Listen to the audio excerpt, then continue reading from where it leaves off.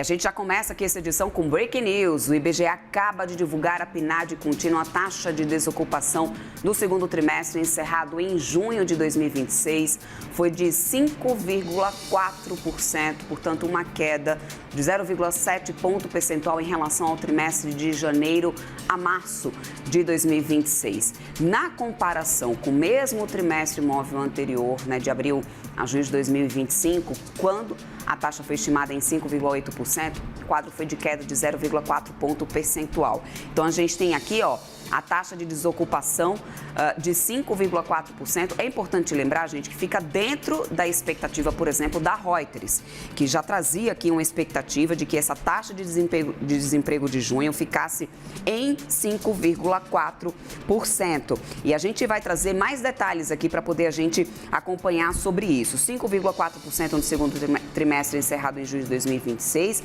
uma queda, então, de 0,7% em relação ao trimestre de janeiro a março de 2026. Vamos trazer mais detalhes aqui para baixo, olha só. A população desocupada, 5,9 milhões, apresentou um declínio, gente, também de 10,9%, ou seja, 718 mil pessoas, frente ao trimestre de janeiro a março de 2026. Agora, em relação ao trimestre do ano passado, são 6 milhões e 300 mil pessoas que ficam aí desocupadas realmente. A população ocupada teve um aumento, 103 milhões, indo aí com 1.081 pessoas em relação ao trimestre, 1.081 pessoas a mais em relação ao trimestre anterior, tá?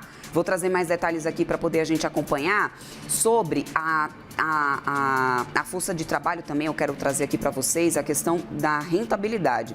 Emprego no setor privado, vamos detalhar aqui por setores também, que isso é importante a gente acompanhar. Os empregados no setor privado com carteira de trabalho assinada ficou na casa dos 39 milhões e 400 mil, apresentaram uma estabilidade em relação ao trimestre anterior, Agora, no confronto com o ano passado, também houve estabilidade. Então, empregos formais, emprego CLT, carteira assinada, temos estabilidade.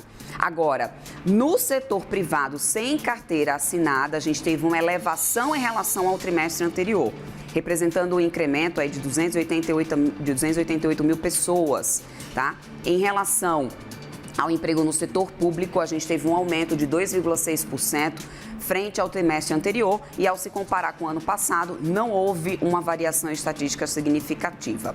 Agora, o rendimento real, habitual, recebido de todos os trabalhadores foi estimado em R$ 3.738, ou seja, uma estabilidade em relação ao trimestre de janeiro a março de 2026 e crescimento em relação ao mesmo trimestre do ano passado.